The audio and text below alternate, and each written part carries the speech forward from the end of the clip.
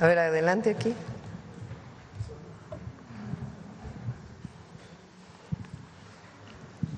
Gracias, presidenta. Buenos días. Karina Aguilar, de Diario 24 Horas. Sobre este tema de Finabien, preguntarle, cuando se obtiene la tarjeta en Estados Unidos, ahí se puede depositar prácticamente todo el dinero de los paisanos y en caso de que sean deportados, ¿lo puede recuperar en México? Sí, por supuesto. O sea, es un tema… Sí, porque está vinculado con Financiera para el Bienestar, que es una institución mexicana que tiene alianzas en Estados Unidos con instituciones financieras para poder hacer el envío de remesas. Y no se quedan desprotegidos. No se quedan desprotegidos. Por otro lado, preguntarle, presidenta, el fin de semana el presidente del Senado, Gerardo Fernández, reveló que el coordinador de los senadores de Morena la había visitado en 2 ocasiones en Palacio Nacional la semana pasada. ¿Nos podría platicar si tocaron el tema de Tabasco? ¿Reveló qué, perdón? Reveló que Adán Augusto López, el coordinador de Morena, la había visitado en 2 ocasiones la semana pasada aquí en Palacio Nacional. ¿Nos pudiera mencionar si tocaron el tema de su secretario? Tengo reuniones, como lo he informado aquí, todos los lunes. Por ejemplo, este lunes no, pero normalmente tengo reuniones los lunes cuando hay sobre todo periodo ordinario para pues revisar las leyes que se han aprobado, cuáles faltan. Es esencialmente un tema legislativo. Viene Ricardo Monreal y Adán Augusto López y revisamos los temas principalmente relacionados con la agenda legislativa. Vinieron el lunes y después ya no, la semana pasada solamente vino el lunes. ¿Y ha hablado usted con Adán Augusto sobre este tema de Hernán Bermúdez? A ver, yo creo que lo importante aquí es lo siguiente, y además para que se vea la diferencia.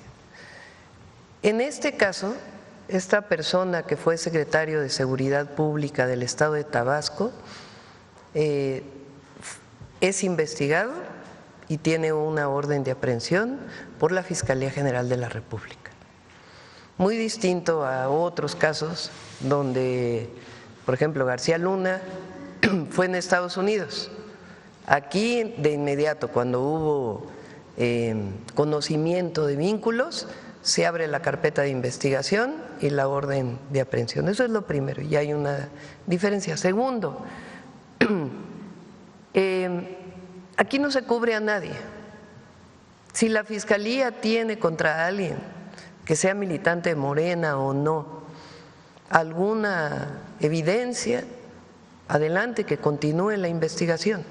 Entonces no vamos a cubrir a nadie, nosotros ni la Fiscalía, aunque la Fiscalía obviamente es autónoma, lo tiene que seguir la investigación. Ahora, así como no debe cubrirse absolutamente a nadie, si es que hay indicios de algún vínculo con la delincuencia o indicios de algún acto de corrupción o alguna ilegalidad, de la misma manera no estamos de acuerdo en el linchamiento mediático. Tiene que haber pruebas y tiene que actuar la autoridad de la Fiscalía y los tribunales de justicia. Entonces, esa va a ser nuestra posición siempre. Entonces, en este caso, él mismo ya lo dijo, si lo llama la autoridad, pues él va a ir a declarar y dio su posicionamiento. Entonces, pues creo que hasta ahí es lo que se conoce, y si sigue la investigación, que siga la investigación. Si hay algo contra él o contra cualquier otra persona, nosotros no vamos a cubrir a nadie que tenga vínculos con algún grupo delictivo o por un acto de corrupción, pero tampoco respondemos ante linchamientos mediáticos o de las redes sociales. Gracias. Y preguntarle, no sé si ya el titular de Profeco nos pudiera revelar los nombres de los servidores públicos que le pidieron favores, diputados y servidores públicos que le pidieron favores y que reveló en una comparecencia en Cámara de Diputados. Con permiso, presidenta. Bien, más allá de los nombres, yo quisiera dar 2 mensajes. Uno es que formalmente o finalmente los procedimientos a estas empresas se realizaron, se verificaron, se sancionaron y están en este proceso y en este procedimiento.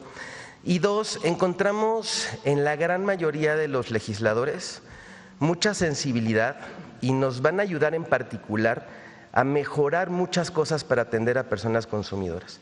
Y una de ellas que hemos estado analizando muy de cerca es algunos sectores, alrededor de 17 sectores, hoy están obligados a informar y a reportar sus contratos de adhesión ante la Profeco. Entonces, en esta reflexión y en esta mesa de trabajo se determinó que tendrían que ser mucho más sectores para poder proteger mucho más a las personas consumidoras. Entonces, estamos trabajando en ello.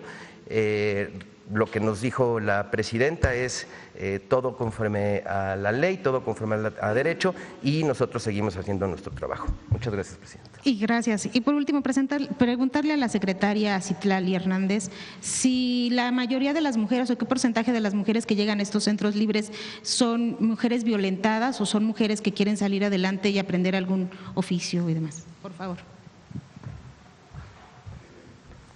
Son mujeres con diversas situaciones, mujeres que buscan atención o orientación para alguna violencia, mujeres que están saliendo de una violencia o solamente mujeres que están buscando un espacio para su desarrollo personal y su autonomía, y buscamos que sea un espacio de encuentro de todas las mujeres en sus comunidades. ¿Pero tendrá los porcentajes? Tenemos atendidas cerca de 30,000 mujeres en todos los centros libres, pero son diversas sus situaciones y la verdad es que cada vez están asistiendo más mujeres para encontrar diversas actividades, no solamente que tienen que ver con violencias. Gracias, presidenta. En cuanto vayan avanzando, les damos los porcentajes, cuántas mujeres de acuerdo a qué necesidad van. Adelante. El compañero, sí. Gracias, presidenta. Muy buenos días. Santiago de Llano, de Ecos Media MX. Presidenta, mi primera pregunta sería para la secretaria Citlali Hernández, si es posible. Secretaria, a través de estos centros libres, ¿qué otras políticas públicas están articulando desde su secretaría para acompañar a estas mujeres en temas de salud, cuidado y participación comunitaria? ¿Cómo se vinculará este programa con otras estrategias de bienestar integral?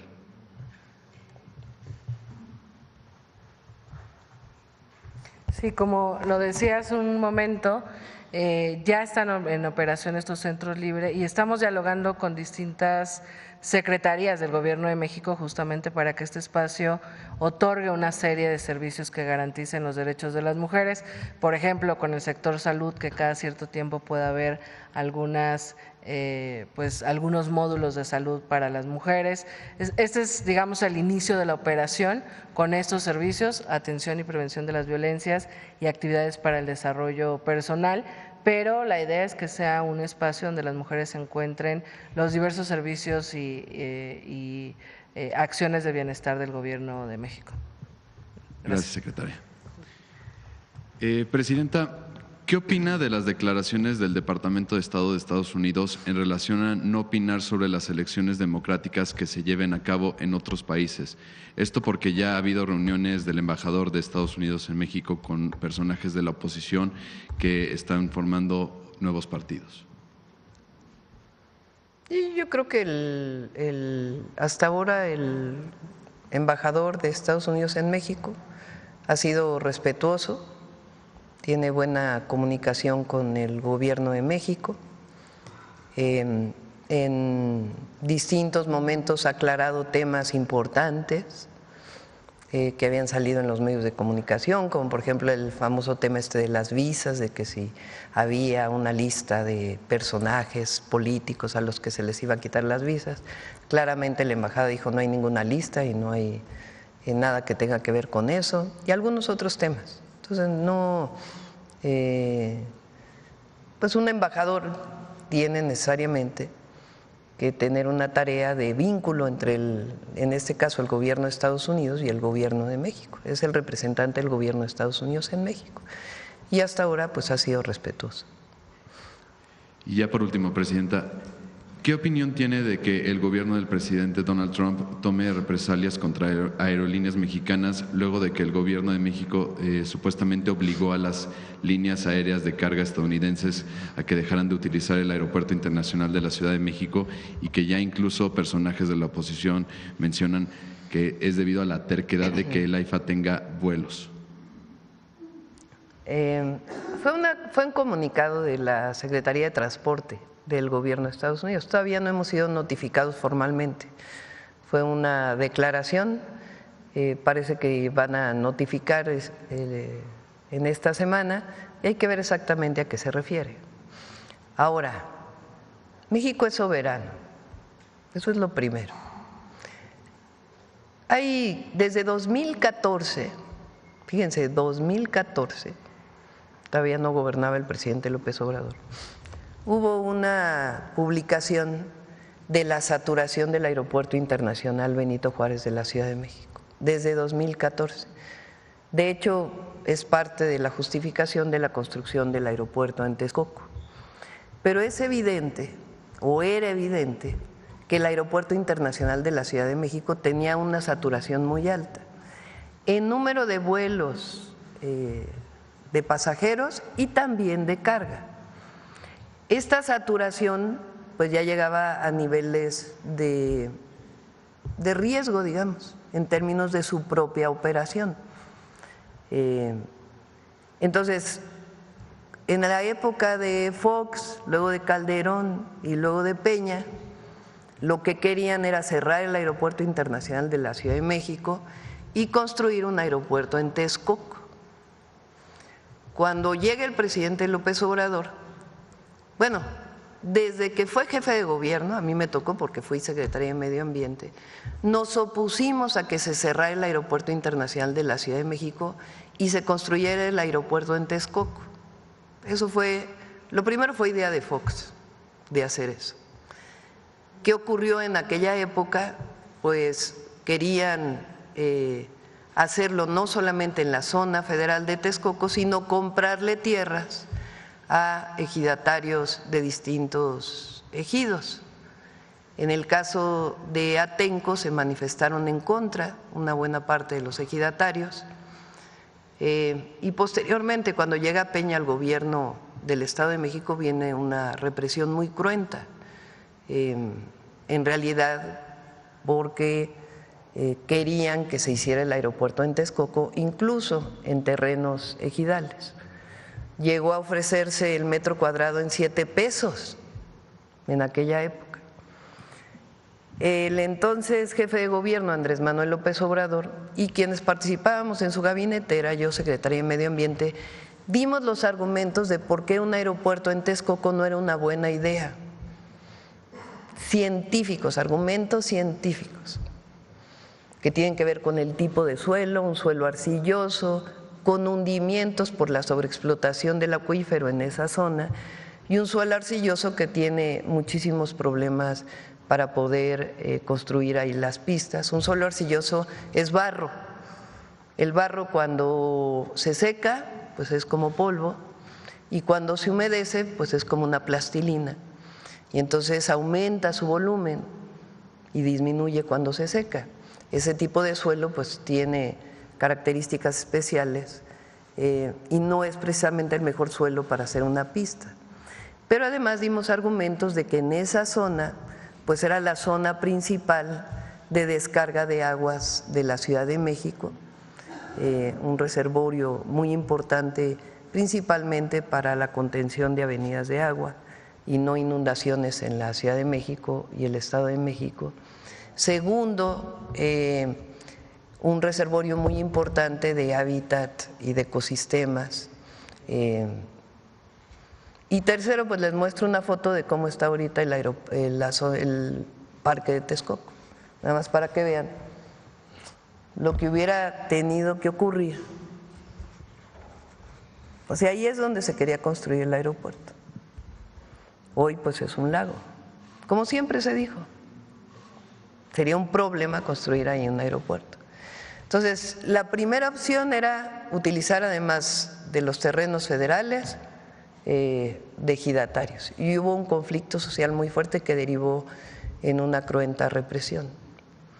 Después, cuando llega Peña, dijo, bueno, no hay que hacerlo en el ejido porque esto es complicado, vamos a hacerlo solo en la zona federal, en esta zona federal, que hoy está inundada. Cuando un aeropuerto además carísimo, con el adicional de que se iba a cerrar el Aeropuerto Internacional de la Ciudad de México para que funcionara el de Texcoco. ¿Qué iba a ocurrir en las 700 hectáreas del Aeropuerto Internacional de la Ciudad de México? Un desarrollo inmobiliario, ese era el verdadero negocio. Además del aeropuerto, el verdadero negocio eran 700 hectáreas de desarrollo inmobiliario, un nuevo Santa Fe.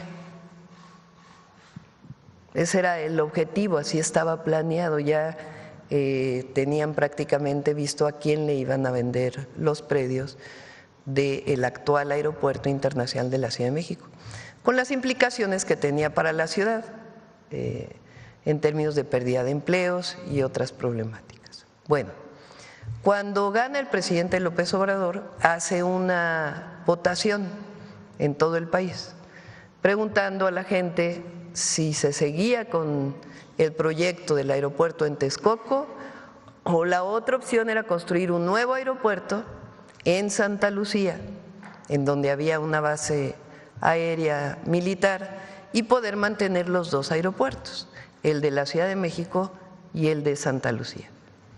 Cuando se hace el cálculo de cuánto cuesta, pues resulta que es mucho más económico hacer el aeropuerto en Santa Lucía. Se ahorran 300,000 millones de pesos, 300,000 millones de pesos. El aeropuerto se hace rápido, de manera eficiente. Cuando están listos los dos aeropuertos, se inaugura en 2022 o 23, a ver, recuérdame la fecha de inauguración. O 21. 21. Se inaugura en 2021, imagínense. Porque además el aeropuerto de Texcoco, que está hoy, fíjense cómo está, iba a tener su primer vuelo hasta el 2024-25. Cambio, en el caso de Santa Lucía, en el 2021 se inaugura y se ahorran 300,000 millones de pesos que se dedican a otras obras estratégicas. Bueno, cuando está el aeropuerto, el AIFA ya, y el Aeropuerto Internacional de la Ciudad de México, se hace una valoración de qué tiene que irse al AIFA. Y en esa valoración se decide, entre otras cosas, que es muy importante que la carga dedicada se vaya al AIFA. ¿Qué quiere decir la carga dedicada? En los aviones pues llega pasajeros y mercancías. A veces en los aviones de pasajeros también vienen mercancías. Y hay aviones dedicados exclusivamente a la carga. Entonces se toma la decisión a partir de un estudio, de una revisión técnica, de que la carga se vaya al AIFA y además que se reduzca el número de vuelos en el Aeropuerto Internacional de la Ciudad de México. Pues ese era el objetivo de construir un nuevo aeropuerto, que disminuya la saturación del de la ciudad para que se fuera al de Santa Lucía, hoy Aeropuerto Internacional Felipe Ángeles. Entonces se toman decisiones con base en estudios técnicos, decisiones soberanas, y se avisa a las empresas de carga. Por ejemplo, DHL es la primera que se va, el primer vuelo de carga que llega al Aeropuerto Internacional Felipe Ángeles, y después otras empresas. Allá tiene que instalarse pues todas las aduanas, los recintos fiscales, porque todo eso es necesario, es parte de la normatividad para la llegada de carga que viene de otros países. Bueno, algunas empresas de Estados Unidos se quejan en aquel momento de que es poco tiempo el que les avisaron para trasladarse. Algunas, la mayoría dice mucho mejor no haber tanto tráfico para sacar la carga, podemos desde el AIFA dirigirnos a otras zonas que no son directamente la Ciudad de México. Entonces hay algunas empresas que dicen fue muy poco tiempo de aviso. Sin embargo, pues ya pasó más de un año, año y medio, y las empresas se han ido adecuando pues a esta nueva circunstancia que es benéfica para todos, el que la carga se haya ido, la carga dedicada al Aeropuerto Internacional Felipe Ángeles. Para cualquier duda, cualquier aclaración con las empresas, pues hay mesas de trabajo con tanto la Secretaría de Infraestructura, Comunicaciones y Transportes como con Defensa, que es quien opera el aeropuerto Felipe Ángeles, como con la Marina, que es quien opera el Aeropuerto Internacional de la Ciudad de México. Y se resuelven las cosas. Entonces no hay razón para tener alguna sanción que tenga que ver con este asunto. ¿Qué es lo que se privilegió? La seguridad. Y ya escuchamos la semana pasada que el aeropuerto va muy bien. Este diciembre recibe nuevos vuelos internacionales, está funcionando muy bien y la carga también está funcionando muy bien. Se están fortaleciendo los recintos fiscales, las aduanas, para que todavía sea mucho más eficiente la salida de carga. Y se va a estar en comunicación, no hay razón alguna para que tenga que haber una sanción. Y la decisión de hacer el aeropuerto en Santa Lucía, pues fue una muy buena decisión. Si no, imagínense qué hubiera pasado si se hubiera seguido con el aeropuerto en Texcoco. Presidenta, ahorita que mencionó a la Sedena, este fin de semana se llevó a cabo… 21 de marzo del 22. ¿El 22 seguro? No sé por qué yo recordaba que era el 21, el 22, está bien. Este fin de semana, el sábado, se llevó un ensayo por el evento que se realizará este sábado 26 de la fundación, de los 700 años de la Fundación de México Tenochtitlan, donde varios de los actores que representarán en este evento son integrantes de la Sedena. ¿Qué mensaje le daría al pueblo de México ante este evento? Va a ser algo muy, muy especial. A ver, aparte de que se va a transmitir por todos los medios públicos, los invitamos a que vengan al Zócalo. Es la historia del pueblo mexica, de la fundación de Tenochtitlan y después también pues de la invasión española y lo que se llama la caída de Tenochtitlan. Pero al mismo tiempo es una reflexión de lo que significa los pueblos originarios, nuestra base fundamental cultural de nuestro país y en particular para la Ciudad de México lo que significa pues la historia de la ciudad y al final México, el nombre de nuestra patria, pues viene de ahí. Entonces es nuestra herencia cultural. Entonces es muy importante el reconocimiento de la fundación de Tenochtitlan. Se hizo un evento en el 21, formalmente en los escritos está 2025, pero en el 2021 José Alfonso sabe más. A ver, ¿por qué no platicas del 2021 y 2025?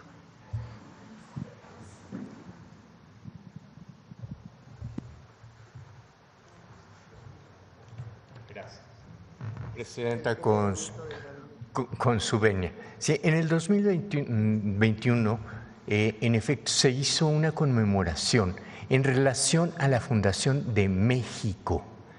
El documento que nos sustenta es la Chronique o l'Histoire du Mexique, que se encuentra en la Biblioteca Nacional de París. Esta es una traducción del francés de un escrito de Fray Andrés de Olmos, que fue uno de los primeros eruditos en entender la cultura, y es interesantísimo ver que pone que la Ciudad de México o México se funda en 1321 en números romanos para enfatizar la importancia de ese número, y a partir de esa fecha hace la cuenta hacia atrás para ubicar la salida de Aztlán a la llegada aquí y concilia el calendario con el encuentro de Cortés y Moctezuma en 1519 y posteriormente la caída. Hubo un debate interesante, respetuoso por parte de muchos de los académicos, y la decisión fue reconocer que la cuenca del Valle de México viene siendo poblada desde hace más de 700 años.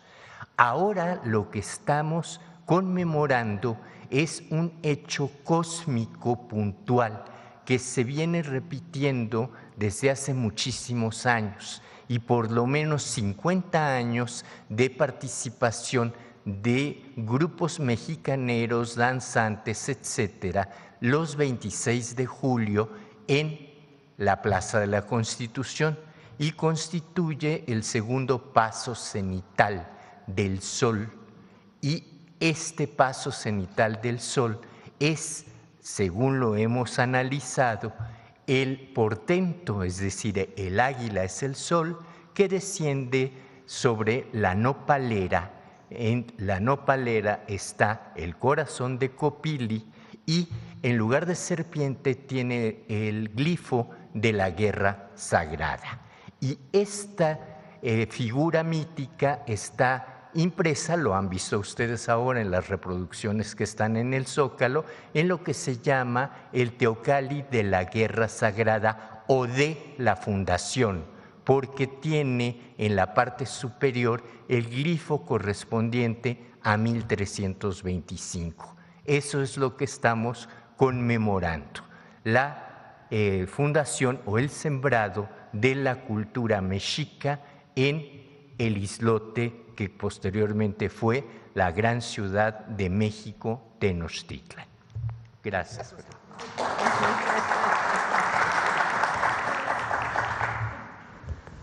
Adelante. Gracias.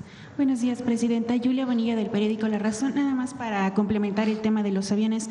Entonces, ¿estarían descartando totalmente hacer una reasignación en el aeropuerto en el Benito Juárez? No. No la descartan. No. O sea, la definición de la cantidad de vuelos que hay en el Aeropuerto Internacional de la Ciudad de México y en el AIFA se define técnicamente. No es una decisión subjetiva, es una decisión técnica a partir de la seguridad y del buen funcionamiento de ambos aeropuertos. Junto con Toluca, pues son los 3 aeropuertos más importantes de la zona centro, de la zona metropolitana del Valle de México. Entonces las decisiones son técnicas. Todavía no se recibe por parte del Departamento de Transporte de Estados Unidos la notificación para ver a qué se refieren. Y en el momento que se reciba, pues se habla con las aerolíneas y también con el Departamento de Transporte, pero no tiene, digamos, un sustento en términos de que haya sido algo en contra de alguna aerolínea estadounidense.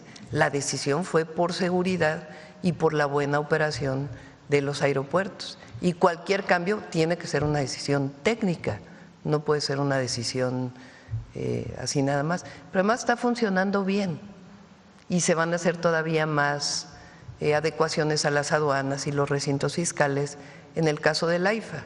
Están funcionando bien, incluso mucho mejor que cuando funcionaban en la Ciudad de México.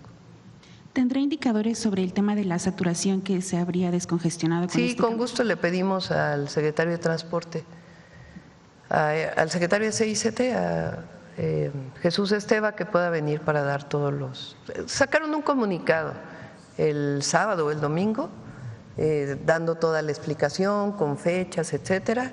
Pues sí, con gusto pueden venir a explicar, porque además recuerden que este año estamos haciendo una modernización del de la Ciudad de México. Se hizo una obra muy importante, me tocó como jefa de gobierno, porque la Terminal 2 del aeropuerto no estuvo muy bien construida, que digamos, porque es una zona de hundimientos del suelo por la sobreexplotación del acuífero. Entonces tuvo que hacer una intervención, no se notó porque siguió funcionando, pero fue una intervención muy importante. Me tocó a ver si por ahí encuentras alguna foto que subí a mis redes sociales cuando, a lo mejor Jesús Esteva la tiene, cuando estábamos construyendo o reforzando la Terminal 2, tenía oquedades de 1,5 metros y ya tenía problemas en las traves, en el suelo, de problemas pues estructurales. Entonces lo que se hizo fue rellenar con un cemento especial para que no hubiera problemas. Fue una obra como de un año, año y medio, y con ello ya es segura completamente la Terminal 2. Y ahora se están haciendo principalmente algunas adecuaciones en trabajos en la red sanitaria y también en las fachadas para recibir el Mundial del próximo año. Okay. Van a ser los 2 aeropuertos, son oficiales para el Mundial para la Ciudad de México. Ok, Presidenta. Bueno, pasando a otro tema, ayer sesionó el Consejo Nacional de Morena en donde se aprobaron diversas modificaciones, justamente con miras ya a las elecciones de 2027 también. Preguntarle su comentario respecto justamente a la creación de este comité que va a revisar pues le toca las a Morena, incorporaciones. a mí ya no me corresponde. Es un asunto del partido. ¿Fue consultada al respecto sobre los temas que se propusieron? ¿O fue sugerencia de usted? No, de es los un temas? asunto de Morena, es un asunto de Morena. Okay. Bueno, y en otro tema ayer también Pero se me parece bien, pues me parece bien que Morena esté pues mejorando cada vez. Entonces, pero son decisiones que toman el Comité Ejecutivo, el Consejo Nacional de Morena. ¿Usted ve necesario? Ayer uno de los mensajes que recalcaron tanto Durazo como alcalde fue este llamado a que no haya chantajes con ruptura del movimiento, porque también ven pues que hay figuras que persisten o que insisten en querer saltarse estos lineamientos que se hicieron con base en la sugerencia que usted presentó para el nepotismo y no ceder a las campañas. Ya es cuestión de Morena. El movimiento está muy fuerte, va más allá de Morena, porque no es solo un partido político que representa lo que está viviendo hoy nuestro país, la gran transformación que estamos viviendo. Y tiene mucha fuerza el movimiento de transformación, mucha fuerza, y la fuerza está en el pueblo. Entonces, como partido político, Morena no se puede alejar del pueblo y de los sentimientos del pueblo de México. Eso es lo más importante, pero va mucho más allá incluso que el partido, y las decisiones de Morena, pues las toman ya su comité ejecutivo y su consejo. En otro tema, regresando al tema internacional, antes de que se me olvide, preguntarle sobre el tema de jitomate. Cuando se lanzó la advertencia de Estados Unidos sobre imponer este arancel, tanto usted como el secretario de Agricultura advirtieron que también México tenía procesos por dumping contra Estados Unidos. Sí, también los estamos revisando, los procesos. Y esta semana, espero que esta semana presentemos junto con las asociaciones las distintas opciones, tanto para jitomate como para el tema del ganado. Recuerden que el Plan México, como esencia, lo que planteó es fortalecer el mercado interno. Nosotros tenemos una economía, y va a seguir así, por la integración que tenemos con Estados Unidos. Una parte muy importante está dedicada a la exportación a los Estados Unidos, y va a seguir así porque la integración es mucha, en muchísimas áreas y en muchísimos sectores, pero también importamos mucho. Entonces, el Plan México tiene que ver con disminuir las importaciones y fortalecer lo que se produce en México, pero también tener distintas opciones en términos de la exportación. Por ejemplo, en México se exportan animales, novillos, ganado, y se importa carne. Entonces, pues es muy importante fortalecer en todo caso la producción también de carne en nuestro país para el mercado interno.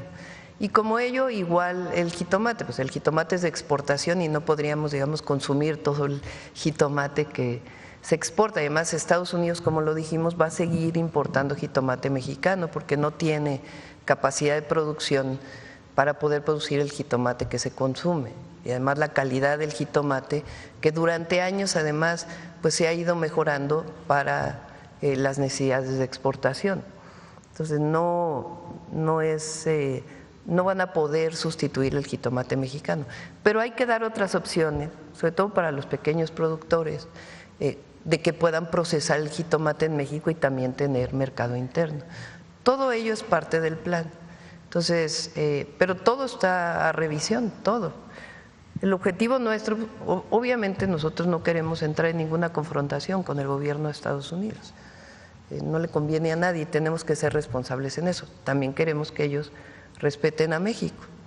Pero mi tarea fundamental como presidente es proteger al pueblo de México y a nuestra nación, y se buscan las mejores decisiones para avanzar. Por cierto, salió que esto está muy bueno para los adversarios, la cifra del INEGI que salió, para los que dicen que vamos muy mal y que el crecimiento estimado de junio del 2024 a junio del 2025 es de 1.3%. Recuerdan que decían que este primer semestre iba, y en el mes es de 0.2%. Por supuesto que nuestro interés no solamente es el crecimiento, sino el desarrollo integral del país. Pero son buenos números, son buenos datos. Pero sobre estas sanciones, porque advertían que pues sí había un perjuicio contra el mercado en cuanto al pollo y las piernas de cerdo, entonces sí se están analizando estas sanciones. Sí, todo se está analizando, sí.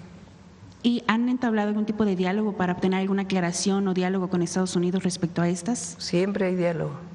¿Han obtenido alguna respuesta que se les haya dado? Siempre hay diálogo y todo lo analizamos, todas las decisiones. ¿Y cómo tomamos las decisiones?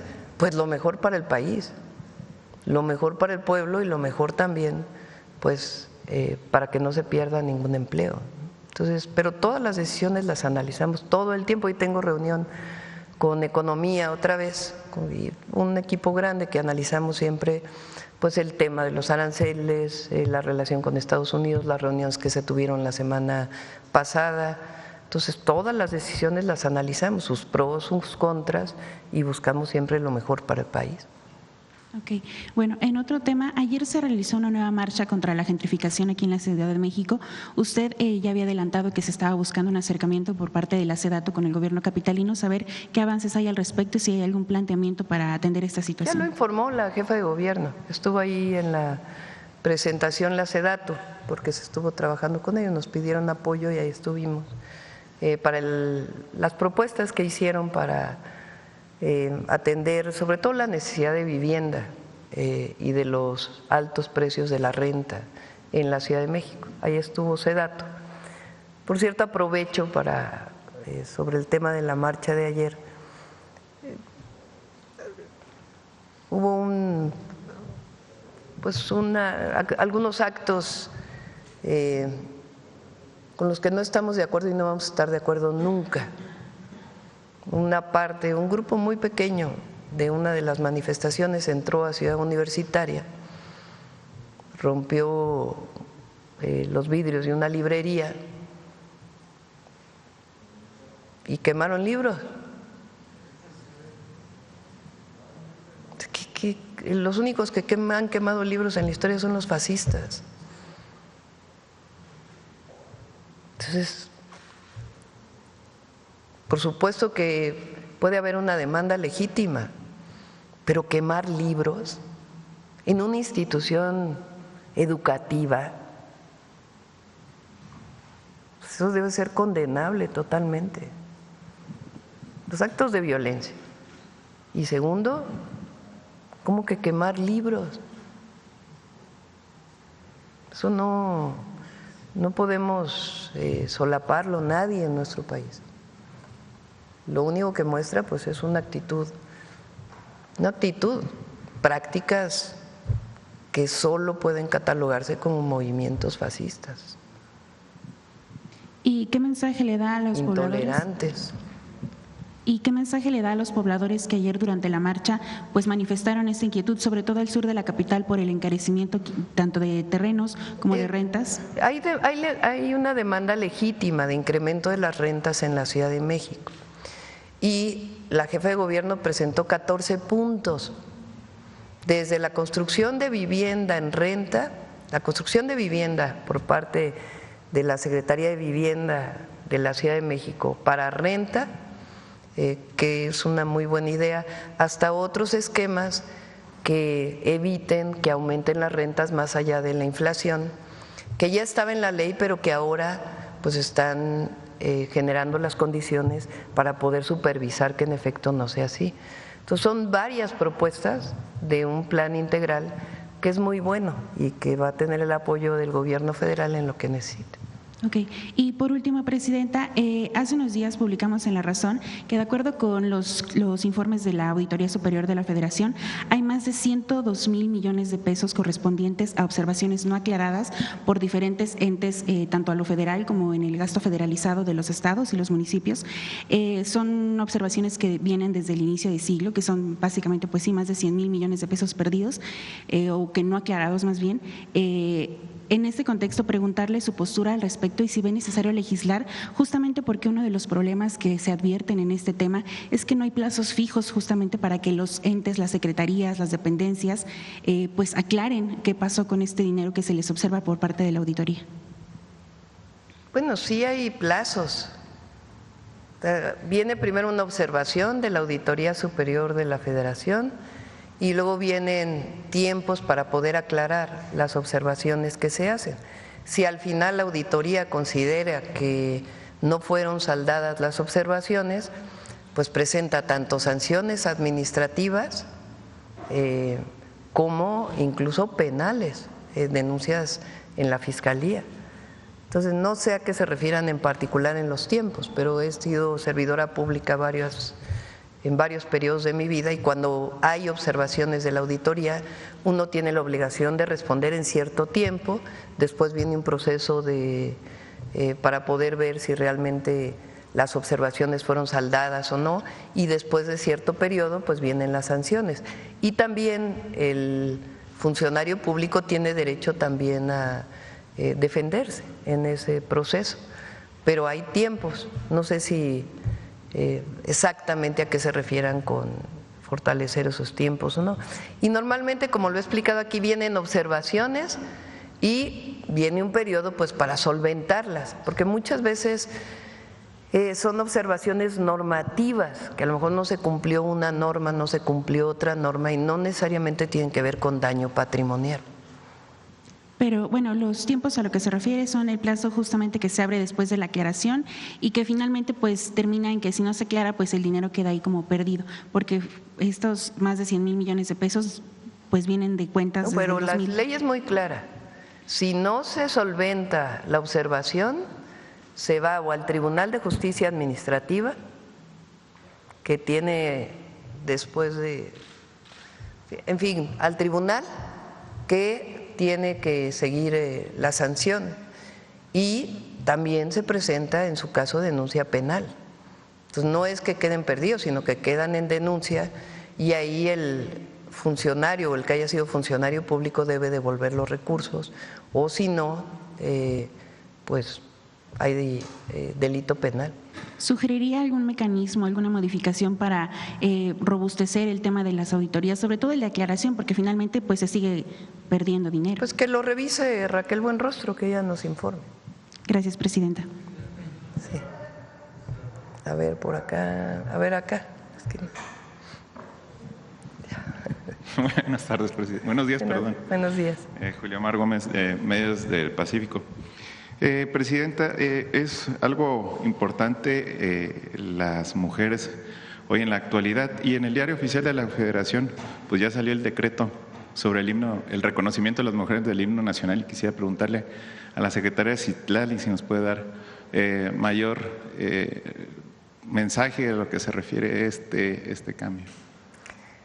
Había, lo puede comentar Citla, pero había efemérides que solo eran para hombres. Ajá. Por ejemplo, ayer fue de artículo 18. Sí, de Francisco Villa. Y está reconocido como efeméride oficial. ¿Qué quiere decir efeméride oficial? Pues es un calendario en donde se dice el 21 de marzo hay que conmemorar el nacimiento de Benito Juárez. Y se conmemora en las escuelas, en los gobiernos, y hay efemérides. Pero resulta que las efemérides estaban exclusivamente, o bueno, había muy pocas efemérides para heroínas. Entonces ahora son 25, ¿no? 24 efemérides de mujeres. Le pedimos a Noemí ahora, si quieren, el jueves de Mujeres en la Historia, que nos hable de las efemérides que son ahora reconocidas, nacimientos, fallecimientos, en fin, otras fechas que tienen que ver con las heroínas de la patria, no solo con los héroes de la patria. Muchas gracias, presidenta. Presidente, en otro tema, una pieza clave en el proceso de impartición de justicia, sin duda, son las fiscalías. Sin embargo, al igual que el Poder Judicial, estas instituciones no siempre desempeñan de manera imparcial e incluso en algunos casos sirven como obstáculo para hacer cumplir la ley. Y se lo comento porque recientemente en Ciudad del Carmen, Campeche, se dio un suceso bastante lamentable que causó la indignación entre la sociedad carmelita, y se trata de un atropellamiento simplemente del joven Wilber Cámara López por una persona influyente de nombre Dinora Ongay Hurtado, que tuvo como resultado la muerte de esta persona. Impactante fue el 11 de julio. Le digo que causó indignación porque la autoridad, en este caso la Fiscalía, no solo no hizo su trabajo, sino que facilitó la huida de la persona responsable. Al lugar de los hechos pues llegó Roberto Ongay Morales, reconocido empresario de la zona y tío de la responsable, quien hizo uso de los contactos para que su sobrina no fuera llevada ante el Ministerio Público. Presidenta, así como en este caso hay muchos donde los influyentes como esta familia Ongay en Campeche son intocables. En contraste, gente humilde que no cuenta con los suficientes medios de defensa son inculpados muchas veces de manera injusta. Ante esta situación, ¿cómo podría hacer las fiscalías no sean un obstáculo en el nuevo sistema de impartición de justicia que iniciaría el próximo septiembre? Nada ni nadie por encima de la ley. No debe haber privilegios. Cero privilegios. No puede haber relación con un familiar o algún tipo de influencia para evitar que se cumpla con la ley. Entonces, pues que se revise este caso en particular en Campeche, y pues esa es la nueva tarea del Poder Judicial. Y en el caso de las fiscalías, pues también tiene que haber vendrá pues el proceso de revisión de las fiscalías. Usted lo ha dicho, presidenta, hay casos donde los jueces no todos son malos y no todos son buenos, pero en este caso hay jueces que han hecho su trabajo, y lo digo porque en un caso en Baja California Sur, particularmente en Los Cabos, una familia que ha sido, pues, el problema de las tierras siempre van a ser un problema allá, lugares como turísticos y que tienen un valor muy alto, y que después de 25 o 30 años de litigio lograron darle el fallo a la sentencia de estas familias originarias de Los Cabos. Ya se inició desde hace mucho tiempo, pues ya se dio la sentencia, pero también a que se inició también un proceso de solicitud de revisión aquí porque SEDATU no ha querido dar, no ha acatado la sentencia por parte del juez de hacer, pues entregar lo que es la escritura, o vaya el título. Lo revisamos y sí, ya lo determinó el juez, tiene que… Sí, ya lo determinó, y el punto es que SEDATU no ha obedecido. Lo revisamos, nos das los datos. Y sí, con mucho gusto se los vuelvo a compartir. Sí. Muchas gracias, presidenta. Gracias. A ver, aquí. Sandra Aguilar, de Grupo Informativo. Buenos días a todos. Particularmente a aprovechar que está tanto la secretaria de Mujeres y también la secretaria de Bienestar. Nos han compartido, presidenta, los adultos mayores, hombres y mujeres, de repente extravían su tarjeta para poder ir a cobrar su pensión que se les deposita constantemente, y nos han compartido que batallan mucho para poder recuperar nuevamente, que los traen en vueltas y vueltas, que les piden el documento.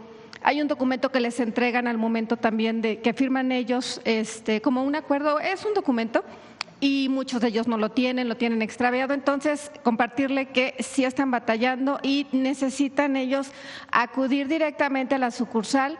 Quienes tienen ese documento tienen que hacer la fila, tienen que esperar su turno, entonces sí, los hemos visto cómo bajan inclusive de transportes de plataforma y los mismos transportes de plataforma los ayudan a que puedan ingresar, muchos con bastón, muchos con andador. Entonces, les comparto este dato porque sí se está batallando un poquito para recuperar lo que es la tarjeta del banco. Gracias. ¿Cómo se tiene que hacer el trámite para restituir la tarjeta si la perdieron, la extraviaron, se la robaron? Primero hay que hablar a la línea del Banco del Bienestar para notificar que está extraviada. Ahí les van a dar un folio. Con ese folio tienen que ir al módulo de la Secretaría de Bienestar, porque todos los trámites son presenciales, porque justo cuidando a los adultos mayores, que nadie dé por perdida su tarjeta o su trámite, la entrega se hace de manera directa, inclusive cuando están enfermos que no pueden salir de casa y toca ya la recepción de la tarjeta, si nos avisan la entregamos. Y se tiene que hacer el trámite de reposición del plástico con nosotros y nosotros con el banco. De cualquier manera, ellos siguen recibiendo sus apoyos porque tienen un número de cuenta. Lo que han extraviado es su tarjeta. El plástico. Así es, pero ellos siguen recibiendo sus apoyos y en el tiempo en el que llega la tarjeta, ellos pueden retirar en ventanilla. Sí tienen que cuidar sus documentos que se les entregan cuando reciben su tarjeta. Esto es muy importante, porque en ese recibo viene su número de tarjeta, su número de beneficiario, sus datos, para que su trámite sea más ágil. Pero de cualquier manera, quien lo haya extraviado, con su identificación oficial con fotografía, hace el trámite. Y bueno, vamos a tratar de hacerlo más ágil, ya lo estamos entregando en 15 días. Los adultos mayores tienen la situación, cuando tienen ese tipo de trámites que tienen un tiempo más allá de los 15 días, tienen alguna situación con su CURP. Por eso es muy importante esto que les decía, que impriman lo impriman recientemente, y con eso nos vamos a ahorrar muchas situaciones, porque el Registro Nacional de Población ha ido actualizando. Nada más para poner en contexto. En el régimen pasado, cuando llegamos al gobierno, había 200 millones de CURPs y éramos 126 millones de mexicanos. Entonces, hasta en eso había un desorden. Ya afortunadamente está puesto en orden, nuestros padrones son transparentes y hoy tenemos que mejorar la atención en el tiempo, pero bueno, todo tiene que ver con que les llegue de manera oportuna sus programas, sus pensiones, que son un derecho para ellos. Y bueno, nada más, en efecto, les piden este documento que usted está mencionando, pero les piden el original. Muchos de ellos no cuentan con el original, y también a ver si en ese punto particularmente pudieran ser más flexibles, sobre todo para Vamos a promover una campaña para que lo guarden y resaltar la importancia de por qué lo tienen que resguardar. Se les entrega cuando se entrega la tarjeta. Todos los adultos mayores llevan sus micas, donde van guardando ahí todo, y la verdad son un ejemplo de orden. Alguien lo pierde, pero con mucho gusto se les auxilia. La instrucción de la presidenta es resolver los asuntos sin burocracia, y eso hemos tratado de hacer.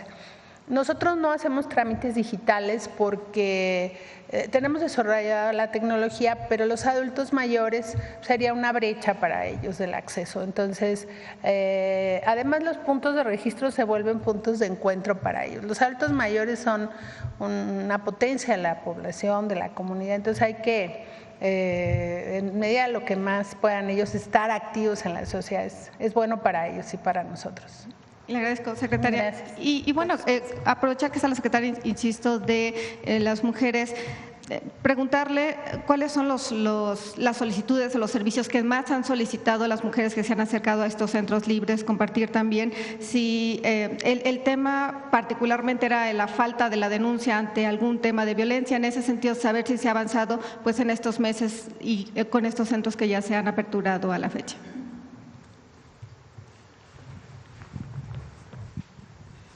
Sí, Sí, recordar que las mujeres que viven violencia muchas veces no saben qué hacer o a dónde acudir o les cuesta trabajo.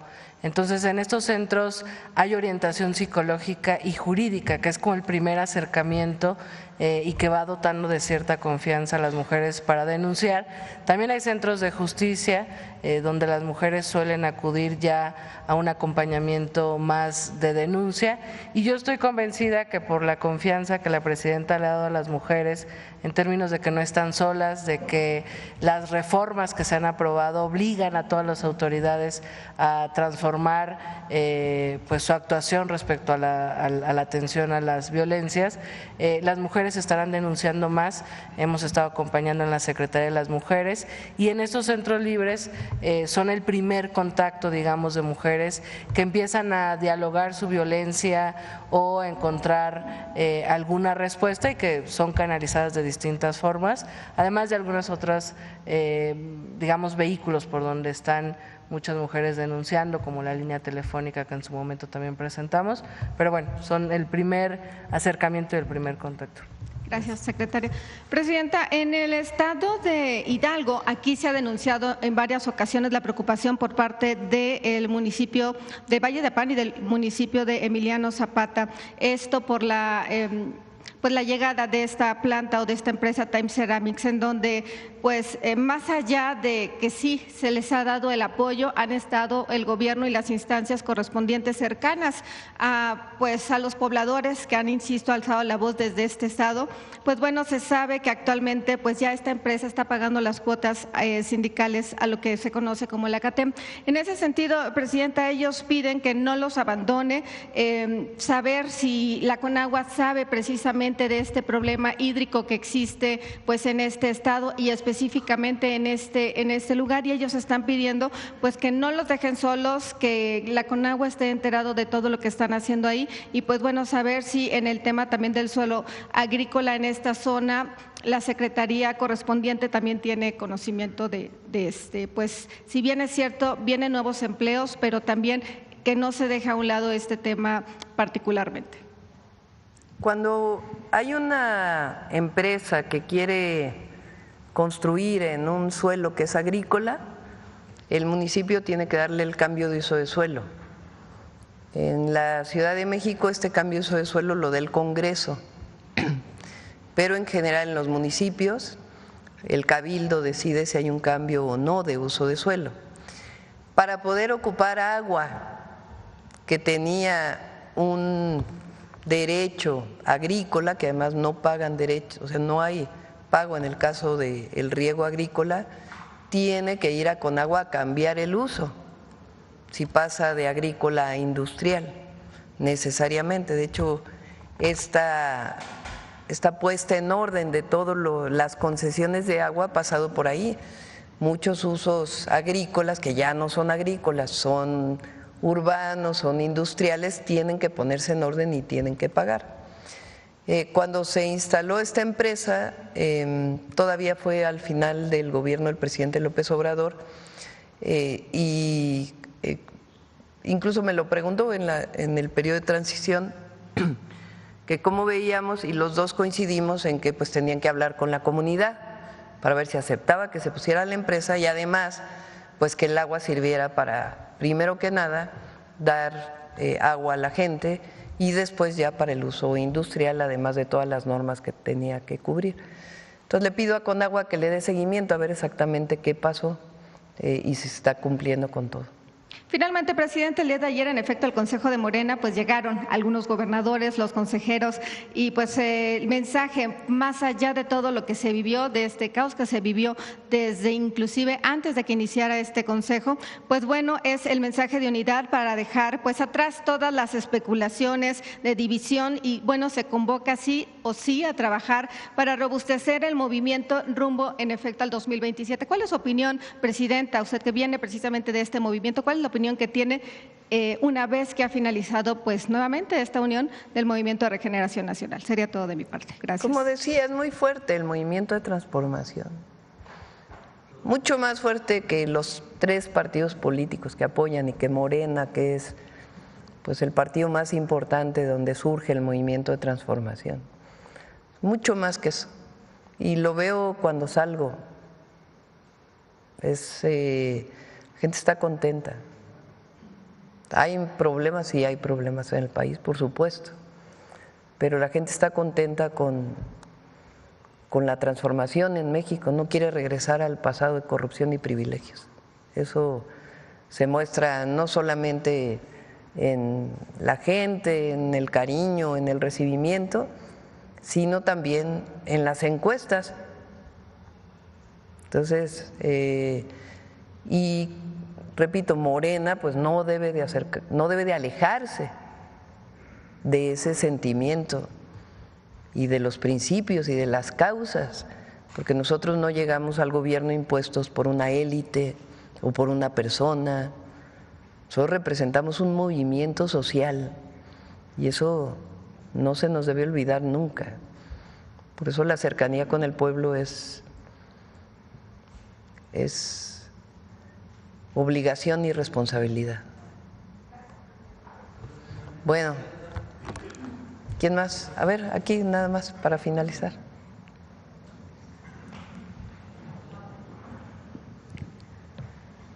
Hay que preguntar porque después hay confusión. Presidenta, mañana vamos aquí ya casi quiero. Sí. ¿Para qué? Breve, Presidenta. Primero preguntarle cómo encuentra Acapulco ahora con esta visita y sobre todo entiendo que dile a Efraín que te pase las fotografías de lo del agua, de cómo se ve el río Salado ya con el desasolve que se está haciendo y la limpieza. Sí, ayer las pasó a ver si te contesta. Claro. Me siento por una sugerencia de los colegas. Presidenta, ¿cómo encuentra Acapulco ahora en este periodo de apertura, sobre todo vacacional? ¿Sí? Entiendo también que en estas visitas de casa por casa se tiene un promedio de 430,000 visitas cuando son 800,000 habitantes, o sea, casi la mitad. Entonces es una tarea que se dice fácil, pero quien conoce el puerto, su complejidad, las orillas del puerto, realmente son condiciones muy complejas, ¿no? ¿Cómo lo encuentra usted hoy y qué mensaje también le da a la población, sobre todo nacional, que en estos días pues sigue prefiriendo el destino Acapulco como su centro preferido? Acapulco, prácticamente todos los hoteles, condominios, si no están ya reparados después del Otis, están en reparación. Incluso hoteles que sus dueños no querían repararlos, se les ha apoyado para ya sea créditos con Afinsa o en su caso si querían vender, pues que se facilitara todos los trámites para poderlos hacer desde el municipio, el estado y el gobierno federal. Entonces podemos decir que prácticamente todos los hoteles, condominios, edificios, si no están ya reparados, están en reparación. Acapulco tenía o tiene alrededor de casi 19,000 cuartos, ¿es así? A ver si habitaciones, y ahora se han recuperado prácticamente 16,000 y lo que queda está en proceso de recuperarse. Lugares que habían sido abandonados como un centro acuático muy famoso ahí en la costera, el Sisi, ya hay un empresario que decidió invertir para recuperarlo. En fin, va avanzando mucho. Fonatur tomamos la decisión de que asumiera la responsabilidad de una buena parte de la costera, tanto de Acapulco como de Coyuca, para su mantenimiento. Entonces la costera está realmente muy bonita, está limpia, los camellones están muy bien cuidados.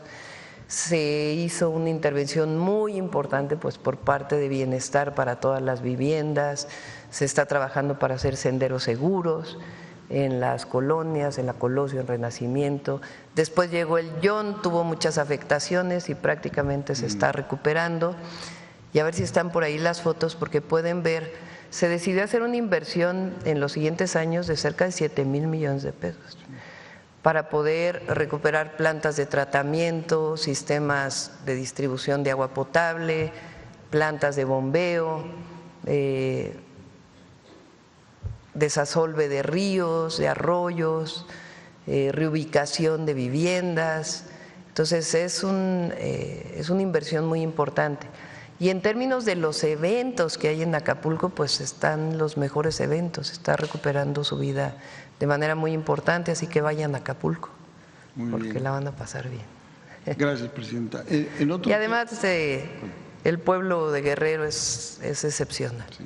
Excepcional. De hecho, su primer gira como presidenta fue la asistencia a Acapulco. Sí, ahí asistimos a una colonia Alejo Peralta, que tenía un problema muy grave ahí de una conducción de agua totalmente asolvada, requerían una planta de bombeo para no volverse a inundar y ya está todo instalado. De aquella vez que fuimos del Yon, ahora pues es completamente otra colonia. Y ahí también se ha ido de vacaciones. Ah, sí, ahí fuimos de vacaciones. No, 3 días. Sí. Presidenta, otro tema que tiene que ver con las esculturas, que no es menor, en la Ciudad de México, perdón. En la Ciudad de México, y el maestro Alfonso de Real tiene ese registro, y sobre todo la delegación Cuauhtémoc tiene pues más de 50 esculturas, edificios, monumentos de patrimonio artístico. Esta acción que se realiza por parte de la delegada de la delegación Cuauhtémoc de remover las esculturas de estos dos insignes luchadores sociales por las libertades. Tenemos otras, ella aduce en ese momento que no hay un permiso, cuando no informa, en primer lugar, a la Comisión de Monumentos y Obras Artísticas de la Ciudad de México, donde la delegación también participa el INA, participa Bellas Artes y la Jefatura de Gobierno, y no manda un comunicado alguno de decir vamos a mover eso, no investigan ni avisa. Y en otro sentido hay en ese tema las usos y costumbres en la ciudad también de establecer nuevos símbolos. Tenemos el caso de la antimonumenta, por ejemplo. Ese es un tema importante y tenemos otra escultura que estaría en riesgo si sigue esta política, porque tenemos a Ho Chi Minh, por ejemplo, aquí a un lado de la plaza del metro Pino Suárez, que se crea en el 2009 y ahí el maestro Vigilio Caballero es incluso invitado para inaugurarla. Tenemos otra propuesta, incluso hay una propuesta del 2013 ante el gobierno de la Ciudad de México de convocar a una propuesta de estatua en homenaje a John Lennon como misionero de la paz. Bueno, tenemos una cultura de propuestas y libertades. ¿Cuál es el mensaje que tiene usted sobre este asunto para que atrás de esto no se vea pues también una especie de centrificación ideológica promoviendo la xenofobia histórica? Primero el argumento, ¿no?, que es la intolerancia total, ¿no?, porque luego nos critican a nosotros. Pero yo creo que lo más grave fue que es ilegal la manera en que removió este monumento. No se puede remover un monumento en la Ciudad de México si no pasa por un comité. Ese comité pues está principalmente en las instituciones de cultura, es decir, el Instituto Nacional de Antropología e Historia, el Instituto Nacional de Bellas Artes y Literatura, la propia Secretaría de Cultura del Gobierno de la Ciudad de México y también pues lo que entonces se llamaba la Secretaría de Desarrollo Urbano y Vivienda, que hoy creo que lleva otro nombre, ¿no?, de planeación, creo que lleva el nombre, donde está Alejandro Encinas. Entonces, no se puede quitar una estatua, un monumento, así nada más porque sí, porque se le ocurrió a alguien. Tiene que pasar por un comité y en este caso no pasó por el comité.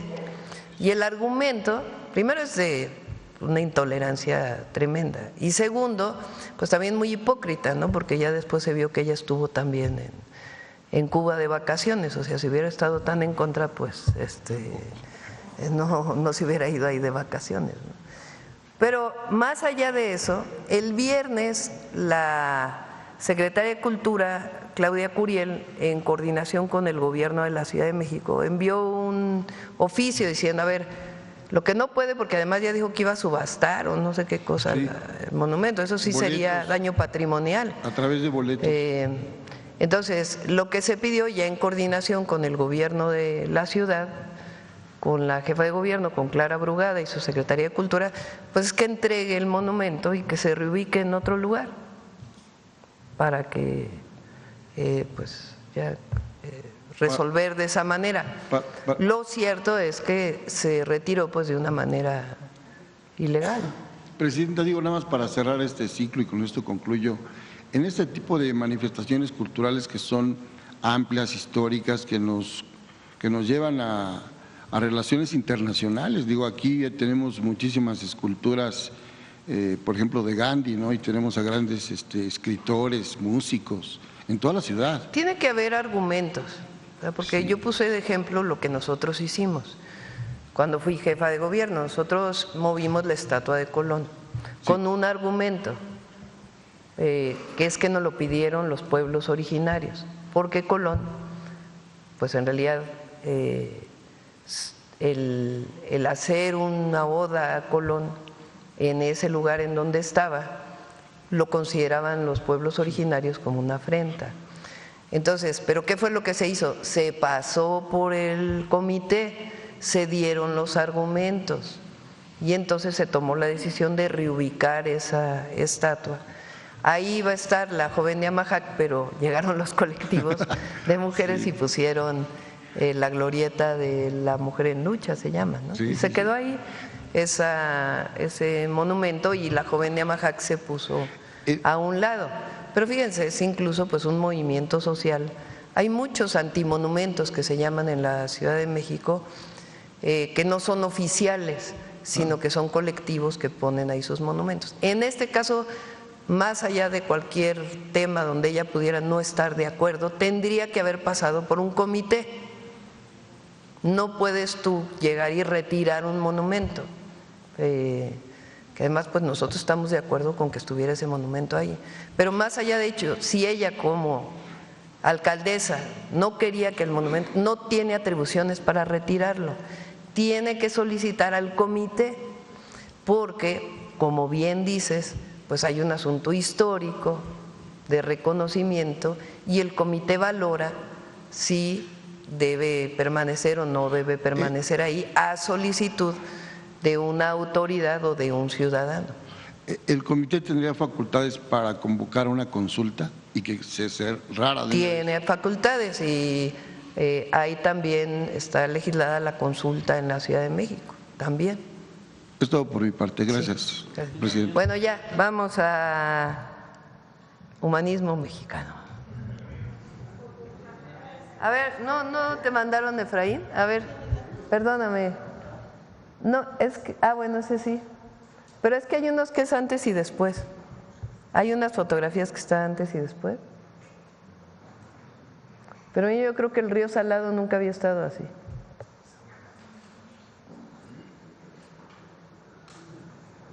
Mira, allá por aquí hay una compañera guerrerense. Pero hay unos de antes y después, ¿no los tienes esos? Porque no solo fue el río Salado, sino muchísimos colectores.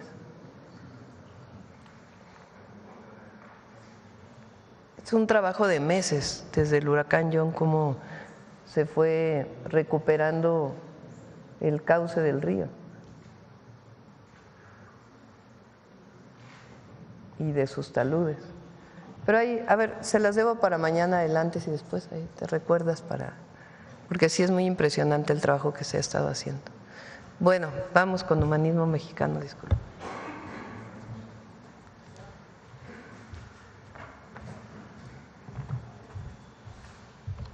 Con su permiso, Presidenta, buenos días a todos y todas. ¿Saben ustedes quién dijo la frase, prefiero pagar primero a un maestro que a un general? Bueno, pues fue precisamente un general revolucionario, Francisco Villa, quien en 1920 se retiró de las armas para poner en marcha los principios humanistas por los que luchó toda su vida: trabajar la tierra en libertad, producir lo necesario y distribuirlo entre todos y todas, y sobre todo, priorizar la educación, que él mismo consideraba un factor importantísimo para la transformación social. El día de hoy, en el marco del aniversario luctuoso de Francisco Villa, que se conmemoró el día de ayer, les invitamos a conocer el experimento social al que el general dedicó sus últimos días: la colonia de la Hacienda de Canutillo, un proyecto que, como podrán ver a continuación, inspira al humanismo mexicano. La historia de México nos enseña que los sueños alimentan las acciones que hacen posibles los cambios. Esos anhelos de tener una vida mejor, una sociedad más justa, mayores libertades y derechos son el motor de la historia. Los sueños justicieros de Hidalgo y Morelos, de Leona Vicario, de la generación de la Reforma, de Madero y Hermila Galindo, se hicieron realidad y propiciaron las transformaciones que inspiran al humanismo mexicano. El caso de Villa no fue la excepción. Desde joven había soñado que los hacendados no abusaran de sus trabajadores y sus familias, que la justicia fuera pareja y no estuviera al servicio de los poderosos. Junto a Madero, Francisco Villa soñó que México fuera un país democrático y, con Zapata, que los campesinos tuvieran su tierra y una vida digna. Villa le contó al periodista John Reed otro sueño que le animaba a seguir adelante. Serán establecidas en toda la República colonias militares formadas por veteranos de la Revolución. El Estado les dará posesión de tierras agrícolas y creará grandes empresas industriales para darles trabajo. Laborarán 3 días de la semana y lo harán duro, porque el trabajo honrado es más importante que pelear, y solo el trabajo así produce buenos ciudadanos. En los otros días recibirán instrucción militar, a la que a su vez impartirán a todo el pueblo para enseñarlo a pelear. Entonces, cuando la patria sea invadida, en mediodía se levantará todo el pueblo mexicano de sus campos y fábricas, bien armado, equipado y organizado para defender a sus hijos y a sus hogares. Mi ambición es vivir mi vida en una de las colonias militares, entre mis compañeros a quienes quiero, que han sufrido tanto y tan hondo conmigo. En julio de 1920, cuando Villa tenía más de 10 años combatiendo en la Revolución, se abrió la oportunidad para negociar la paz con el gobierno encabezado por Adolfo de la Huerta, presidente interino que sustituyó a Venustiano Carranza y quien puso todo su empeño en pacificar el país. Para dejar las armas, el Centauro aceptó la hacienda de Canutillo al norte de Durango, una hacienda en ruinas en donde se instalaría con 50 de sus dorados, con familiares y soldados, además de 200 campesinos para trabajar la tierra en libertad. Comenzó entonces el experimento social de Villa. Se puso a trabajar incansablemente con sus hombres. Desde la madrugada organizó la reconstrucción de la hacienda, la limpieza de las tierras, el cavado de canales. Hizo una herrería y una carpintería. Una vez que estuvo preparada la tierra, sembró trigo, maíz, frijol y chile. Puso una tienda en donde toda la gente podía obtener alimentos y víveres gratuitos. El dinero que obtenía lo repartía entre las viudas y huérfanos que vivían ahí. Construyó una escuela primaria a la que él mismo se inscribió como alumno y a la que asistía junto con algunos de sus hijos. La llamó Felipe Ángeles en honor a su entrañable amigo caído en la lucha. Asistían 400 niñas y niños. Los profesores ganaban más que el jefe de la policía estatal. Villa siempre dijo que prefería pagar primero al maestro y luego al general. Por un momento, el Gran Centauro del Norte estaba haciendo realidad su sueño junto con sus fieles soldados, sus familias y el campesinado. En Canutillo se puso en marcha el proyecto de transformación social en beneficio de familias pobres, de viudas y huérfanos. Villa hubiera querido que ese ejemplo se replicara y se extendiera por el país. Pero apenas 3 años después, el 20 de julio de 1923, el Centauro del Norte, Francisco Villa, fue asesinado en Parral.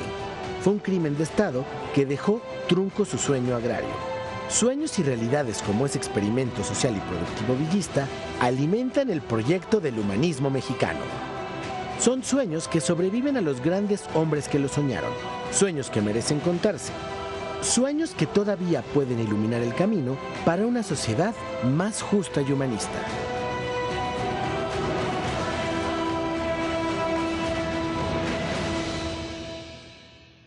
Muchas gracias. Buen día.